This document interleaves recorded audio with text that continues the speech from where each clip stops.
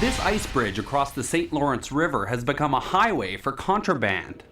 The RCMP, Quebec Provincial Police, and Mohawk Police from Akwesasne chased 3 smugglers at 120 kilometers an hour. The police have an advantage. Their chase directed from above. Still, the smugglers win this round.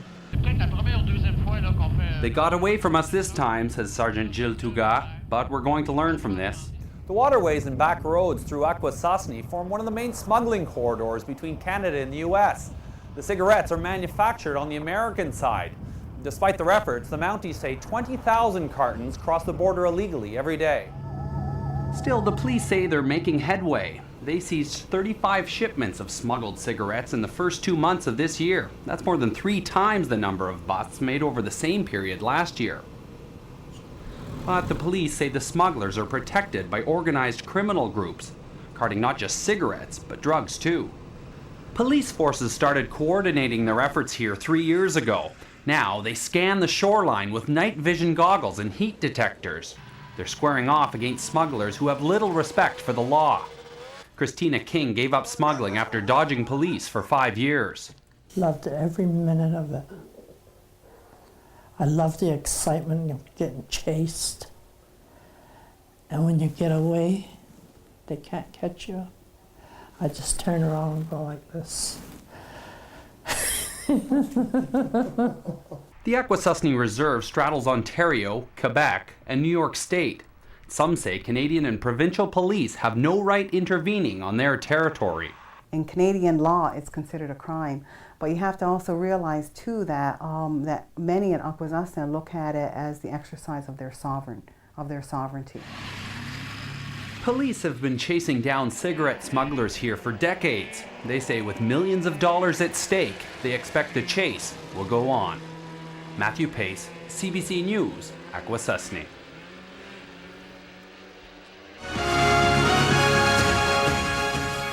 That means hundreds and hundreds of temporary layoffs. Matthew Pace has more on the story from Montreal. Matthew. Peter, pretty much everyone who works in industries related to planes has had a tough time of it this year. But that doesn't make it any easier for the people who build them for Bombardier. Still, no one's concerned about the long-term health of Bombardier. This is a huge, profitable company with 80,000 employees worldwide, making not just planes, but trains, subways, and skidoos as well. And Bombardier's got a lot of orders to fill. Peter? Thanks, Matthew. Matthew Pace reporting to us tonight from Montreal. Zara Kazemi learned her craft here, learned the language of film, learned to be a witness.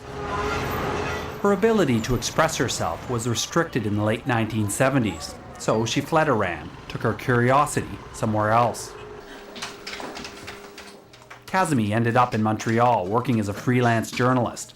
Many of her photos appeared in this alternative magazine. I would describe her as a really, really passionate woman. Passionate about life, but definitely passionate about her work. She would expose anything she felt was unjust, especially regarding women conditions, social issues. Kazemi traveled the world to expose those issues. The West Bank, Jordan, Côte d'Ivoire. Forget about trying to build a better mousetrap. Scientists at Harvard built a better mouse. They just can't get the Canadian rights to it. Canadians don't think that life forms are inventions of industry like light bulbs and widgets. They simply don't. Researchers at Harvard manipulated the genes of mice, making their offspring more susceptible to cancer. They patented the Harvard mouse in the US, Europe, and Japan, then tried to do the same here. The guys at Tips Pool Hall know all the angles. They know a thing or two about what it takes to win. Just like the voters in their riding. We know what we want, he says. That's all. There's no mirror image in the nearby riding of Shefford. As successful as Saint Jean has been at picking winners, Shefford is at picking the losers. Voters here haven't sent anyone to the government side in a general election since 1981.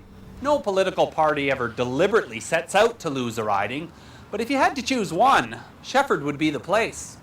Bonjour, messieurs, dames. to be or not to be. The question for teacher Dina Vardusis is how to preserve the language of Shakespeare. We need to teach them that if you want to communicate in a broader sense, there needs to be standards. There needs to be something that we all can understand.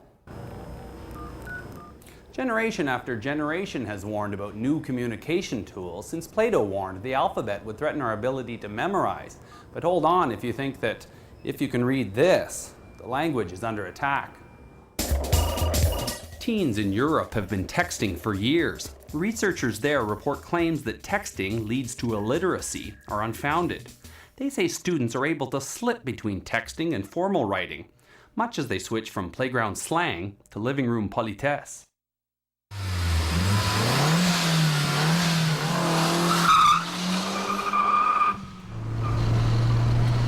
Sebastian Burns has a lot of power under the hood. An air intake, special exhaust, of course mag wheels.